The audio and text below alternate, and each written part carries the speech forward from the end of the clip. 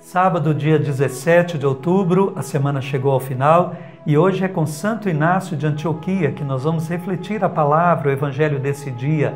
Santo Inácio de Antioquia, um homem de Deus, bispo e mártir, derramou sangue, grão de trigo, ele dizia, que era moído depois na boca dos leões para ser o trigo de Cristo, para ser fermento nesse mundo, o pão de Deus. Lhe tocou o coração e ele se torna agora também alimento para a vida de tantos com seu exemplo.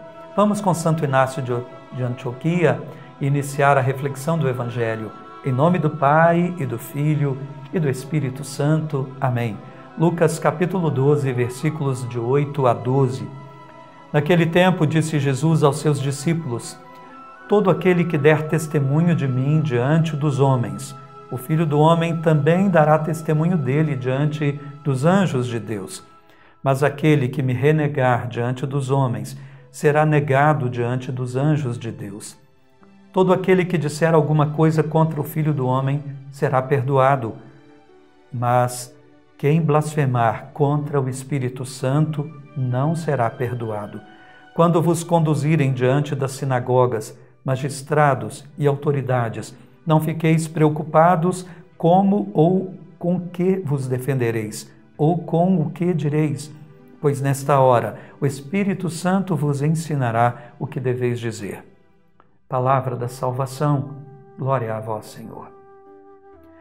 Nós concluímos a semana depois de todas as invectivas, de todas as ameaças que Jesus faz tentando a conversão de fariseus, doutores da lei, escribas.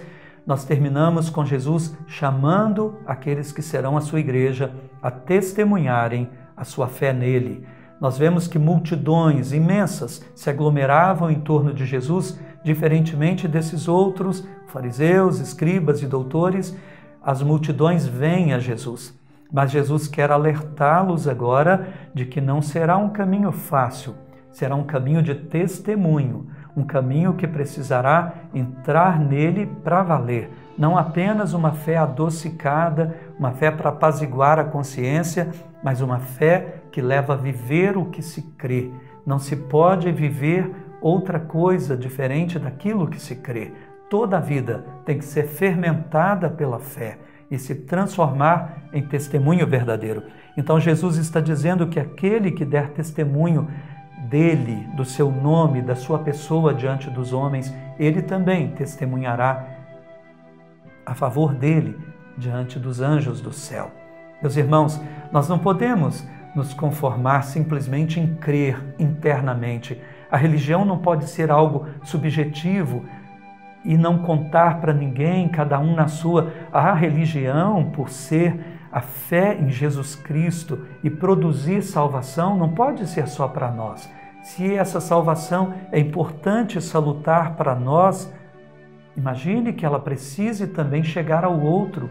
Nós não podemos nos conformar com uma fé privada apenas, interior, íntima, como eu já disse, mas uma fé que vá se alastrando, o reino de Deus que vá acontecendo pelo nosso testemunho de que crer em Deus vale a pena, de que crer em Deus nos faz bem, nos dá perspectiva, esperança, fé no futuro, que traz perdão e paz, que vale a pena. Não pode ser apenas uma fé doce e cândida, mas que não produz qualquer efeito na mudança no nosso exterior, no mundo. Então Jesus chama hoje a igreja ao ardor do Espírito, ao testemunho. Mas ele diz, então cuidado, aquele que creu em mim, que testemunhou no poder do Espírito Santo, mas depois cai e começa a duvidar de Deus, a blasfemar, dizendo que Deus não vale a pena, que as obras de Deus não acontecem, duvidando profundamente ao ponto de não querer mais.